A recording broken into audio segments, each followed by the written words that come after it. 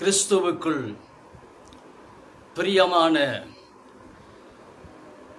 சகோதரனே, சகோதரியே, ஆண்டவரும் இரட்சகருமாகிய இயேசுவின் நாமத்திலே உங்கள் ஒவ்வொருவருக்கும் அன்பின் வாழ்த்துக்கள். ஹல்லேலூயா, ஹல்லேலூயா, ஹல்லேலூயா. பிரியமான தேவனுடைய பிள்ளைகளை, பரிசுத்த வேதாகமத்திலே யோவான் எழுதின புஸ்தகம் 2ஆம் அதிகாரம் 1வது வசனத்திலிருந்து 10வது வசனம் வரைக்கும் நீங்கள் வாசித்து பாருங்கள். அங்கே கலிலேயாவில் உள்ள கானா ஊரிலே ஒரு கல்யாணம் நடந்தது. அந்த கல்யாணத்திற்கு இயேசுவும் அவருடைய சீசர்களும் அழைக்கப்பட்டிருந்தார்கள். அந்த இடத்திலே இயேசுவின் தாயும் அங்கே இருந்தாள். அந்த கல்யாண வீட்டிலே திராட்சை ரசம் குறைவுபட்ட பொழுது இயேசுவின் தாயாகிய மரியாள் ஆண்டவரிடத்திலே போய் அவர்களுக்கு திராட்சை ரசம் இல்லை என்றாள். இயேசு, ஸ்திரியே, உனக்கும் எனக்கும் என்ன? இன்னும் என் வேளை வரவில்லை என்று ஆண்டவர் சொன்னார். அடுத்த ஒரு சில நிமிடங்களிலே இந்த மரியாள் வேலைக்காரரை பார்த்து, அவர் உங்களுக்கு என்ன சொல்லுகிறாரோ அதன்படி செய்யுங்கள் என்று சொல்லிவிட்டாள். இயேசு அந்த வேலைக்காரரை கூப்பிட்டு, அங்கே யூதர்களுடைய சுத்திகரிப்பின் முறையின்படி 6 கற்சாடிகள் அங்கே இருந்தது. ஒவ்வொரு கற்சாடியும் 2-3 குடங்கள் தண்ணீர் பிடிக்கத்தக்கதான ஒரு அளவு.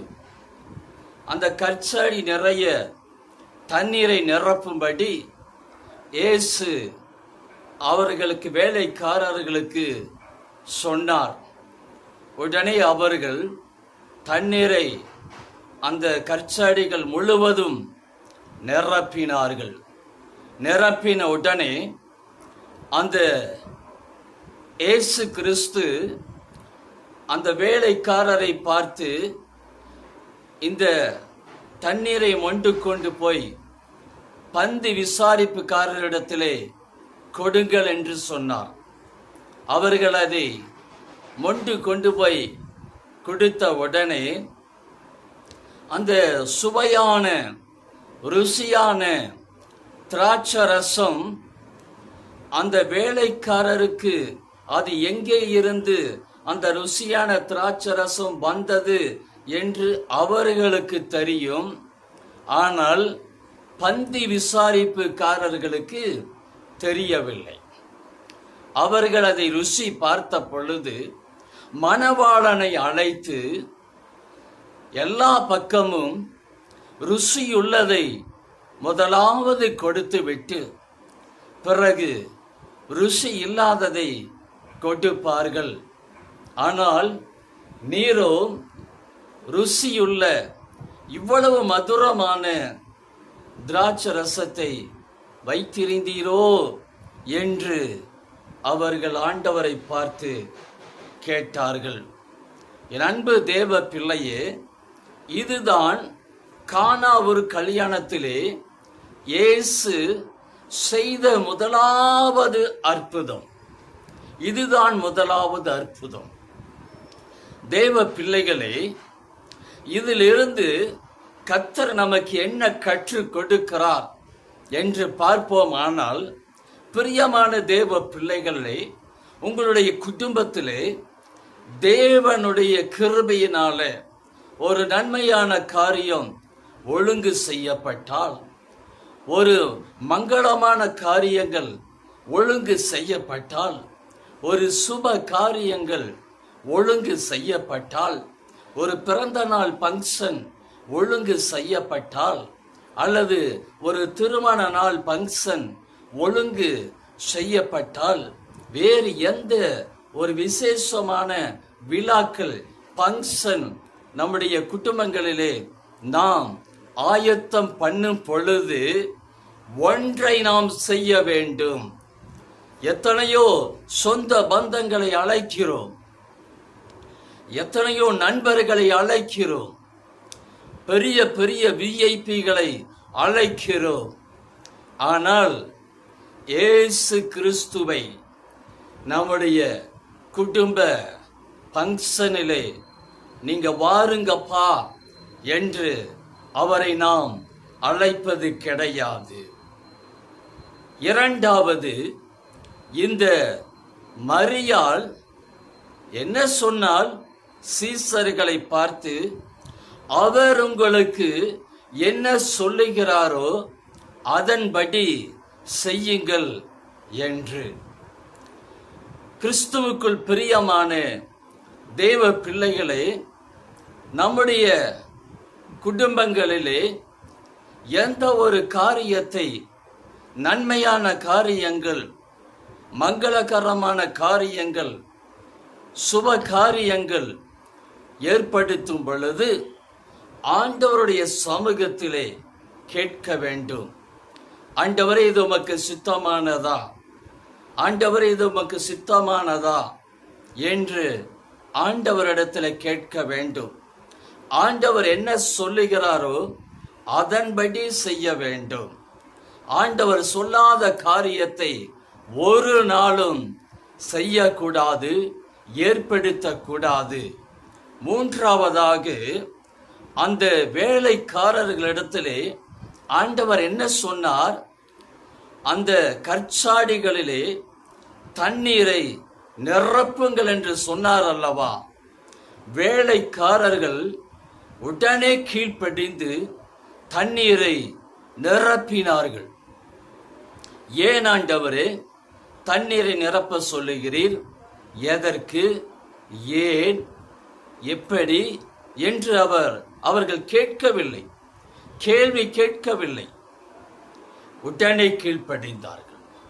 என் அன்பு தேவ பிள்ளைகளை, நம்முடைய வாழ்க்கையிலே இயேசு கிறிஸ்துவை முதலாவது அழைக்கப்பட வேண்டும், அவருக்கு முதலிடம் கொடுக்க வேண்டும். இரண்டாவது, அவர் என்ன சொல்லுகிறாரோ உடனே அதற்கு ஏற்றபடிதான் நம்முடைய காரியங்களை நாம் செய்ய வேண்டும். மூன்றாவது, அவர் என்ன சொல்லுகிறாரோ அதற்கு கீழ்ப்படிய வேண்டும். என் அன்பு தேவ பிள்ளைகளே, இந்த கற்சாடிகள் என்பது உபயோகமில்லாத ஓரிடத்துல வைக்கப்பட்டிருந்தது. ஆனால் இயேசு கிறிஸ்து அந்த உபயோகமில்லாத கற்சாடிகளை எப்படி தண்ணீரால நிரப்பினார், அது ருசியுள்ள திராட்சரசமாக மாற்றினார், அது மதுரமுள்ள ஒரு திராட்சரசமாக மாற்றினார் அல்லவா? என் அன்பு தேவ பிள்ளையே, நம்முடைய குடும்பங்களிலே, நம்முடைய விழாக்களிலே, நம்முடைய சுப காரியங்களிலே, மங்களகரமான காரியங்களிலே, நம்முடைய பங்கனிலே குறைவுகள் ஏற்படும் பொழுது இயேசு அந்த இடத்துல நாம் அழைப்போமானால் அந்த குறைவுகளை நிறைவாக்கி அவர் அற்புதம் செய்வார். பிரியமான தேவ பிள்ளைகளே, அந்த கற்சாடிகளைப் போல ஒருவேளை நீங்களும் நானும் யாருக்கும் உபயோகம் இல்லாதவர்களாக, ஒதுக்கப்பட்ட பிள்ளைகளாய், வெறுக்கப்பட்ட பிள்ளைகளாய், நம்மை தள்ளப்பட்ட பிள்ளைகளாய், நம்மை என்றுமே காணாத, கண்டுகொள்ளாத பிள்ளைகளாய் கைவிடப்பட்ட பிள்ளைகளாய் நாம் ஒருவேளை காணப்படலாம். யாருக்கும் உபயோகம் இல்லாத பிள்ளைகளாக நாம் காணப்படலாம். ஆனால் உங்களையும் என்னையும் எப்படி செய்வார் தெரியுமா? அந்த உபயோகம் இல்லாத அந்த கற்சாடியிலே ருசியுள்ள எப்படி தண்ணீரை நிரப்பி அதை திராட்சரசமாக மாற்றி அங்கு அற்புதம் நடந்ததோ, அது போல ஒருவேளை உபயோகம் இல்லாத உங்களையும் என்னையும் ஆண்டவர் தண்ணீர் என்கிற அந்த அபிஷேகத்தினாலே நிரப்பி, வல்லமையினாலே நிரப்பி, வரங்களினாலே நிரப்பி, ஜனங்களுக்கு ருசியுள்ள, மனமுள்ள, கனமுள்ள, பிரயோஜனமுள்ள ஒரு பாத்திரமாய் உங்களையும் என்னையும் கர்த்தர் மாற்றுவார். ஹல்லேலூயா, ஹல்லேலூயா. ஆகவே தேவ பிள்ளைகளே, நம்முடைய குடும்பங்களில் இருக்கிற எந்த ஒரு காரியமானாலும் இயேசுவை அழைக்கப்பட வேண்டும். அவர் என்ன சொல்லுகிறாரோ அதன்படி செய்ய வேண்டும். அவருடைய வார்த்தைக்கு கீழ்ப்படியும் பொழுது அற்புதங்களும் அதிசயங்களும் நடக்கும். எந்த குறைவுகளும் நம்முடைய வாழ்க்கையிலே வராதபடி கர்த்தர் நம்மை மேன்மைப்படுத்துவார், உயர்த்துவார். அநேகருக்கு முன்பாக உங்களையும் என்னையும் கர்த்தர் கீர்த்தியும் புகழ்ச்சியுமாக வைப்பார். ஆமேன், ஆமேன், ஆமேன். கர்த்தர் தாமே ஒவ்வொருவரையும் ஆசீர்வதிப்பாராக. ஆமேன், ஆமேன்.